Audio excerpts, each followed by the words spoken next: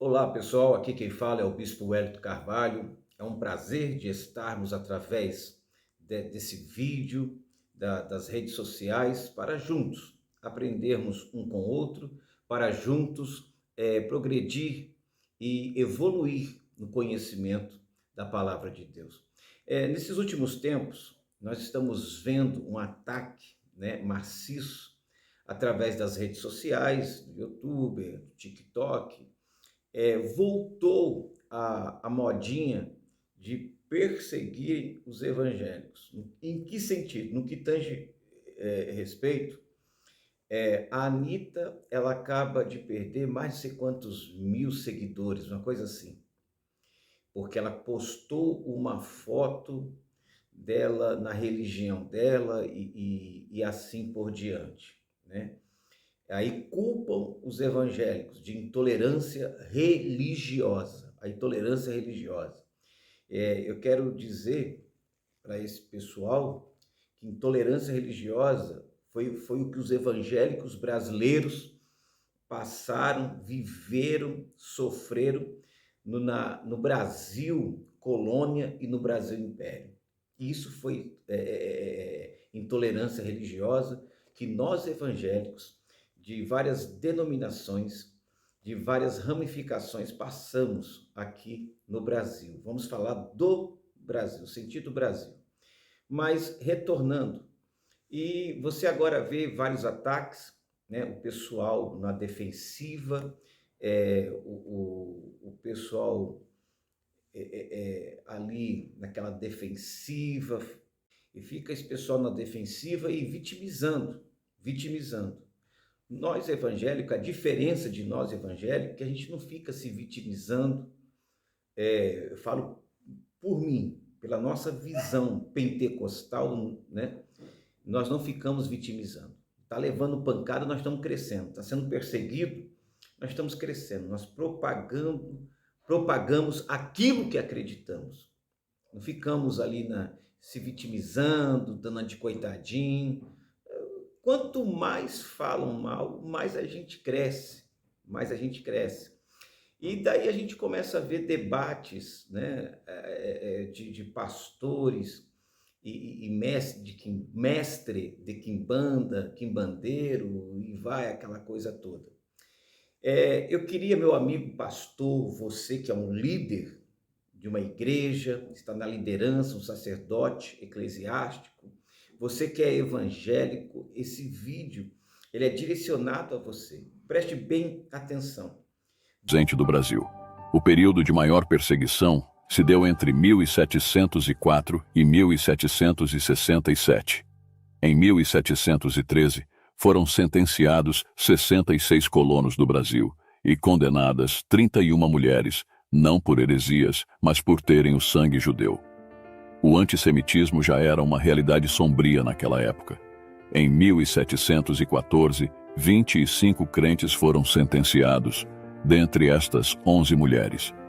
2 dos sentenciados eram cristãos recém-convertidos de 67 anos de idade.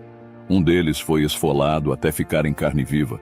Em 1720, Teresa Paz de Jesus, de 65 anos, foi queimada viva na fogueira por causa de sua fé evangélica. Varnhagen, ilustre historiador, diz que os condenados pela Inquisição em Lisboa, oriundos do Brasil, foram 540 pessoas, das quais 450 presas em território brasileiro. Desse grupo martirizado pela sua fé, 1/3 era de brasileiros natos. Nesse tempo, as pessoas eram proibidas de ter culto evangélico em suas casas.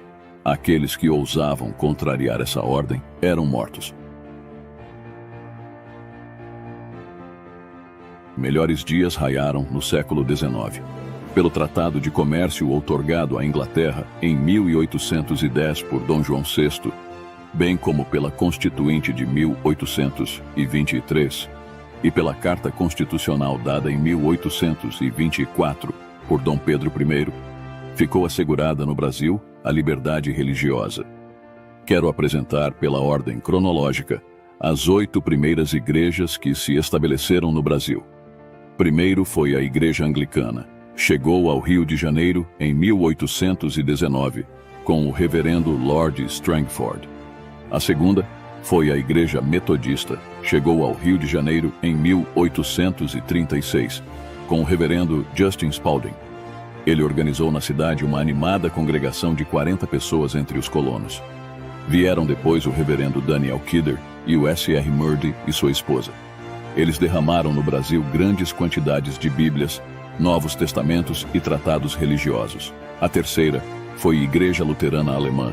Chegou ao Brasil em 1845, com o reverendo Neumann. Porém, já em 1824, havia luteranos alemães na região de Alto Jequitibá, em Minas Gerais. A quarta foi a Igreja Congregacional.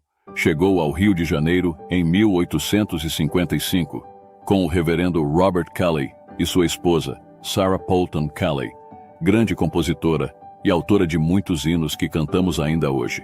A quinta foi a Igreja Presbiteriana. Chegou ao Rio de Janeiro em 1859, com o reverendo Ashbel Green Simonton. Ele veio para o Brasil aos 26 anos de idade. Seu ministério durou apenas 8 anos até sua morte. A sexta foi Igreja Batista. Chegou a Salvador em 1881, com os pastores William Buck Bagby e sua esposa Annie Luther, junto com o casal também missionário Zacarias Taylor e Kate Stevens Crawford Taylor, e o ex-padre Antônio Teixeira de Albuquerque. Organizaram nessa cidade, em 1882, a primeira Igreja Batista do Brasil. Hoje os batistas somam mais de 2 milhões de membros em nosso país. A sétima foi a Igreja Episcopal. Chegou a Porto Alegre, Rio Grande do Sul, em 1890, com os reverendos Lucien Lee Kin Solving Watson Morris. A oitava foi a Igreja Assembleia de Deus. Chegou a Belém, no estado do Pará, em 1910, depois da explosão pentecostal nos Estados Unidos em 1906. Hoje a Assembleia de Deus conta com mais de 10 milhões de membros. Depois disso, muitas outras igrejas pentecostais se estabeleceram no Brasil. Entre elas a Igreja Pentecostal Unida teve início no ano de 1957 na cidade de Porto Alegre, sob a responsabilidade do missionário Samuel Baker. Mais tarde houve uma explosão de crescimento das igrejas neopentecostais, colportores, os bandeirantes da evangelização nacional. A evangelização do Brasil passou pelo ousado e abnegado trabalho dos colportores, que viajaram o Brasil de norte a sul e de leste a oeste, a pé ou em lombo de animais, carregando cargas de Novos Testamentos, folhetos, Bíblias e livros evangélicos. O reverendo Frederick Glass, o maior gigante da colportagem no Brasil, percorreu mais de 8.000 quilômetros a cavalo ou a pé, vendendo Bíblias, pregando, polemizando e levando vidas a Cristo.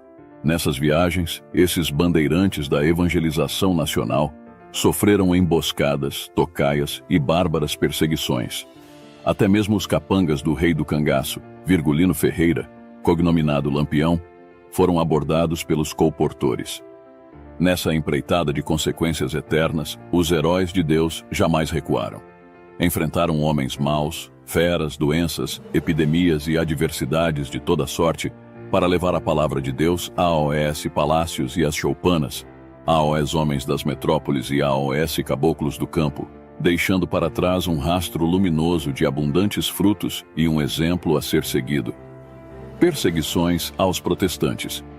Em vários lugares de nossa pátria, a grei protestante enfrentou duras perseguições. Massas enfurecidas, insufladas pelos padres, muitas vezes insurgiram-se contra os crentes, queimando templos, rasgando Bíblias e provocando grandes transtornos. O reverendo Matatias Gomes dos Santos enfrentou em Alto Jequitibá, Minas Gerais, perseguidores fanáticos. Ele resistiu com homens armados e oração. Por isso, foi chamado de o Neemias da Zona da Mata.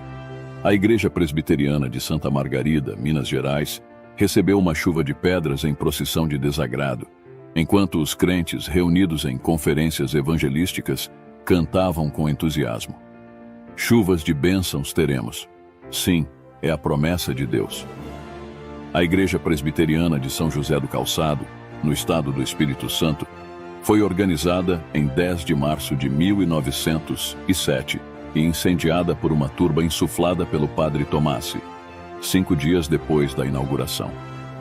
Em 1921, o padre Otto Maria atiçou o povo contra o pastor André Jansen, em Aparecida do Norte, São Paulo.